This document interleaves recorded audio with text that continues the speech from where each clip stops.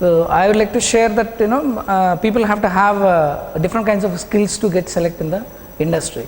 So what industry will look at and what is this people have to learn about, all those things that I would like to share here.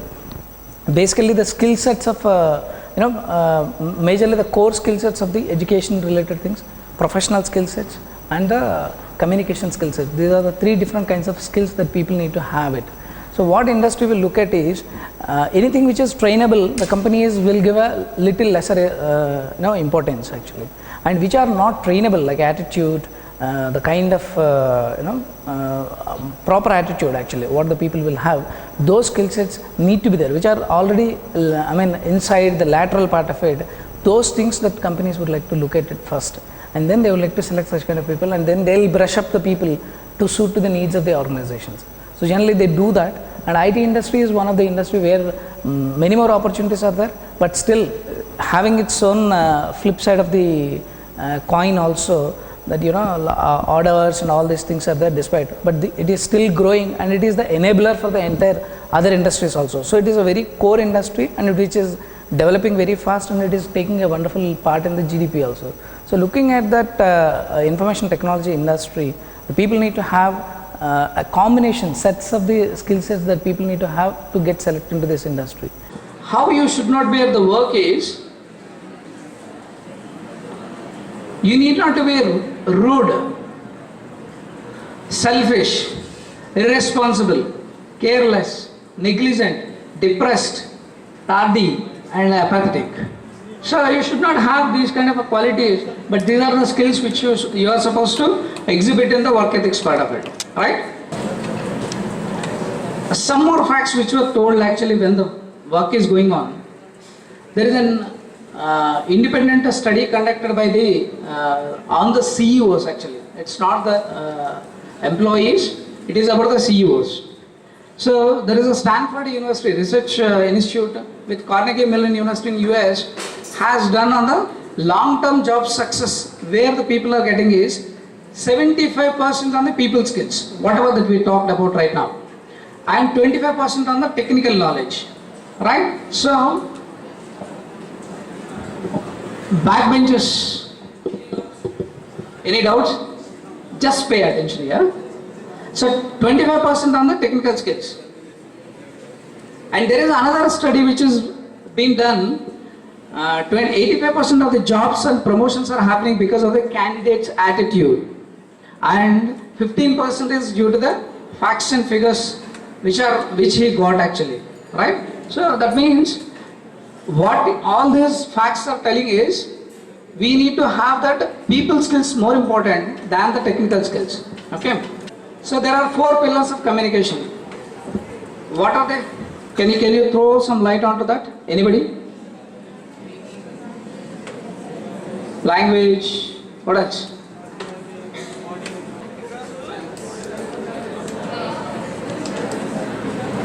Expression, okay.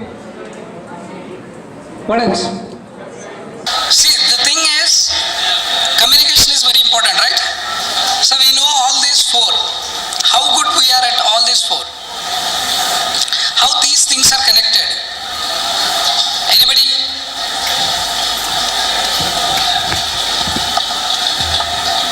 Okay, I'll help you out. So reading and listening will be helpful for you to absorb the things. Whenever you read or listen any kind of lessons or something, you'll get absorption. That means it gets inside. That is, you are recepting the things which are getting inside of you. When reading and speaking are, you are exhibiting it or you are expressing them, right? So those 2 actions, the writing and the speaking, will give you the output, and the input is reading and listening. How they are tied up now? Can anybody say? What is the relation between these things? Be interactive. Tell me.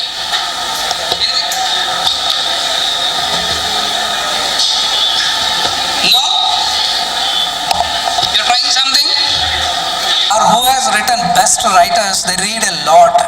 So that's where they are able to know about the different styles of writing and how to catch up the those audience who are reading those things, right?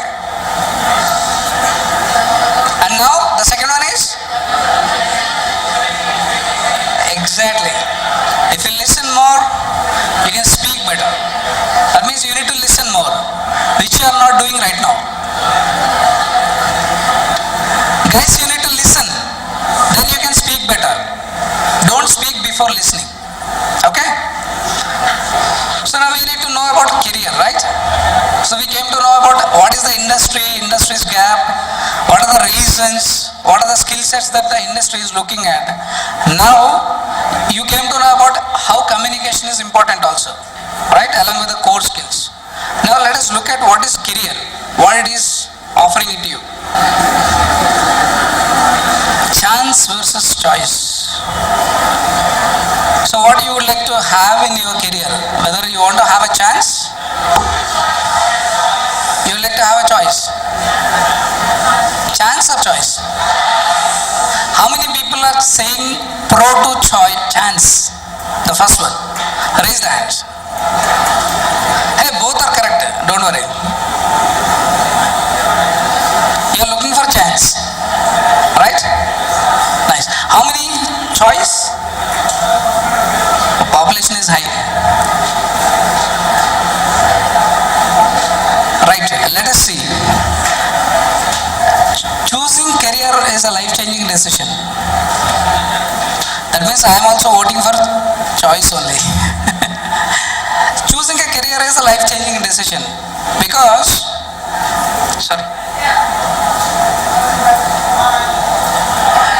because it defines where you end up after 10-15 years. Right or not? So now whatever the decision that you are taking about your career is going to tell you after 10 to 20 years down the line, right, whether it is a right decision or not. Okay? I have seen many other people who have taken up some or the other career and then later they repented that it is not our cup of tea. Even many of the IT related professionals are also, after 15 years, they are repenting that why we have come here. It's not my cup of tea. Right? They are earning very good salaries. They have seen the world. They went to different countries and they worked there. But still, they are repenting. They are not happy. So if required, you may change your career in some point in time. Why? I mean, after 20 years, after 10 years, I came to know that my career is not going in a right direction, I can change, right? So at some point in time, we can do that. But if you make a good start, right? It is a life always, starts with a spirits up and motivated, then your life would be very good. So takeoff should be well and good. What you need to do now? What you need to do? Choose your career carefully, right? So now you are at a very good time period that you are having, maybe in a year or so before entering into the campus recruitments. You need to find it out what exactly you want, right? Fine. I came from IT industry, so I just want to give a glimpse how the industry is and what the industry is looking at. Okay. So IT is one of the fastest growing sectors in Indian industry, contributing nearly to 7.5% of the India's GDP. These are all some facts actually. IT BPO industry by 2020, it is $225 billion US, and it is growing at the rate of 18%. So new emerging trends and technologies like cloud computing, mobile technologies, data analytics, all these things are giving wonderful opportunities in this industry. So these are some of the statistics about that.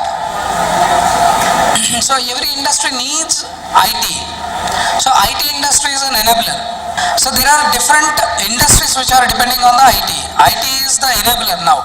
So even if you take banking industry, financial services, media, telecom, all these industries, airlines, pharmaceuticals, automobiles, everybody are now dependent on the IT industry itself. There is a lot of, dependency has been created. So how it would be in career in IT? It is one of the fastest growing sectors in India. Reward package is very good compared to other industries, relatively. You can always be self-employed, right? You can be as an independent consultant and you can work with your skill sets. I know many other people who are doing the apps development sitting in the house, right? In their home. They are working from home. They are not going for any organizations. They are doing for multiple clients they are working. Now the trend is going towards consultants. Soon we are going to experience that industry. Nobody would be a permanent employee in the companies.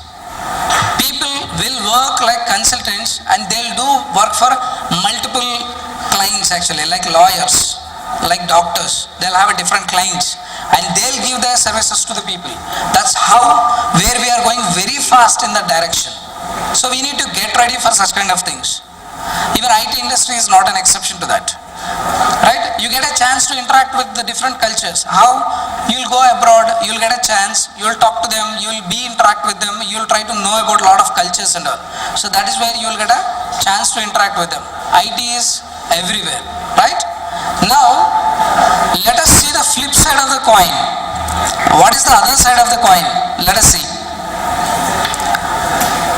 So the level of stress is very high in IT industry because within the limited budgets, within the shortest time frame, you should be able to deliver the things.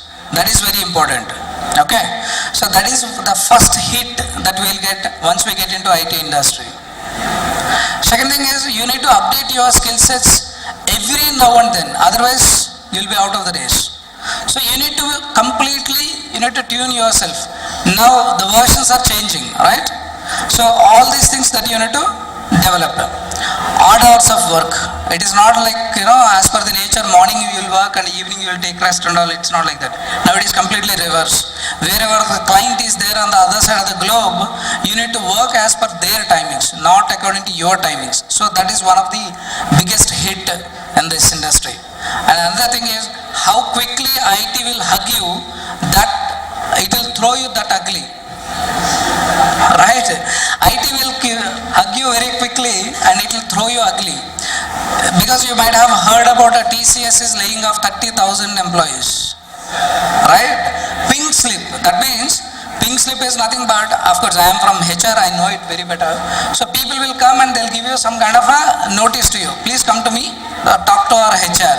People will come. They'll say that, thank you very much for your services. This is the 2 months of bonus or whatever that you have done for that.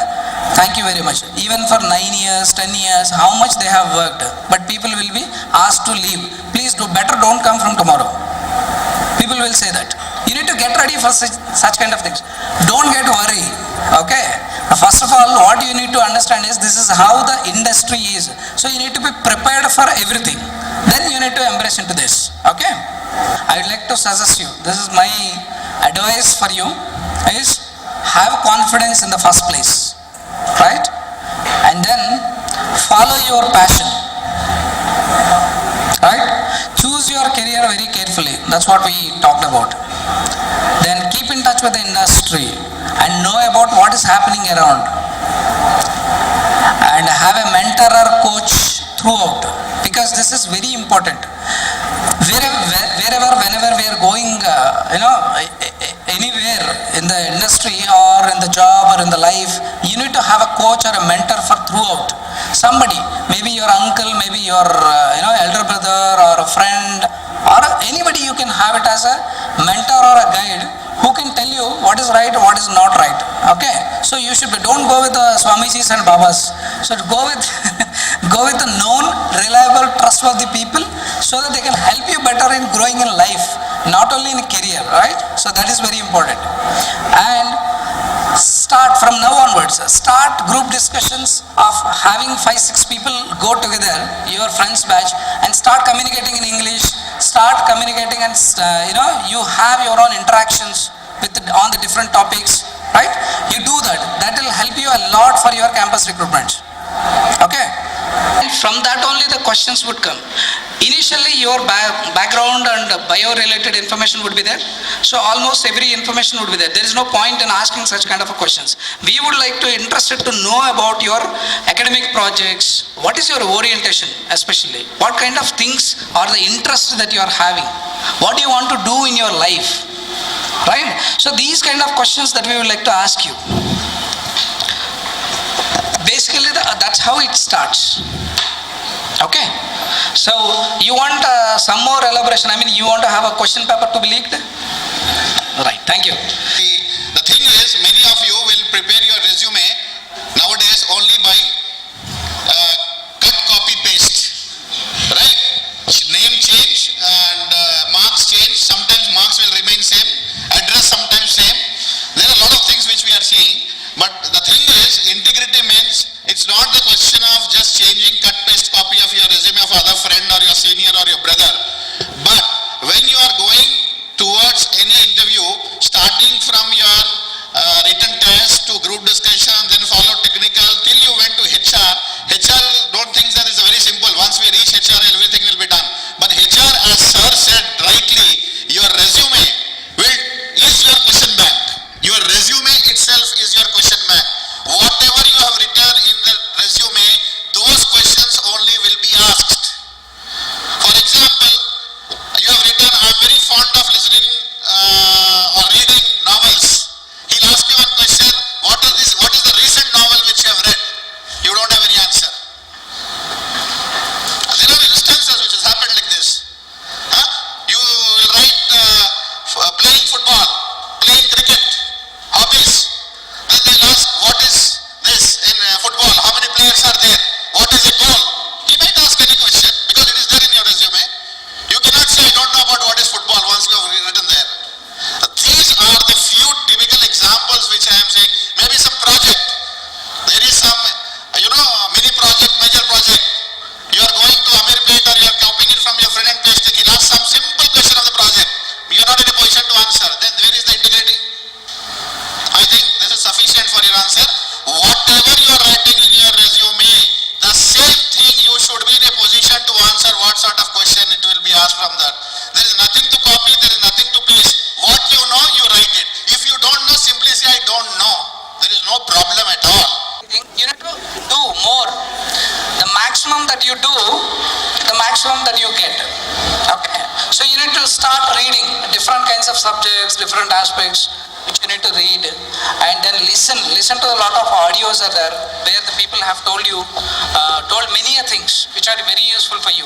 So those things will build your inherent skills. That is very important.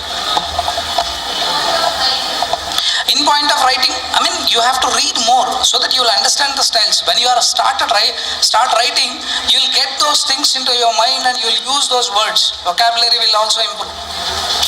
Right? It gets into that. There is no shortcut actually except the practice. There is no quick fix or a tip that you will change from tomorrow onwards your writing skills will improve and all. It's not like that. It takes time and you have to have a continuous practice on that. Right? So what we do is we generally select the people with good attitude first and then rest of the skills has to be developed. Priority is core skills. Core skills will come first, then professional skills, then comes the communication skills, because these are all trainable. Core skills cannot be trainable. Your attitude I cannot train. Even though if I take you into my company, I cannot train on your attitude. You have to work on your attitude. That is your responsibility and I can't do anything on that. But your communication, your professional skills, technical skills, I can develop. I can give the trainings onto it. So priority comes to core skills. What happens is people will come to us. First mistake is with your nervousness, you will not be able to open your mouth. So that is the first mistake. You should be able to open your mouth and you need to express yourself very clearly.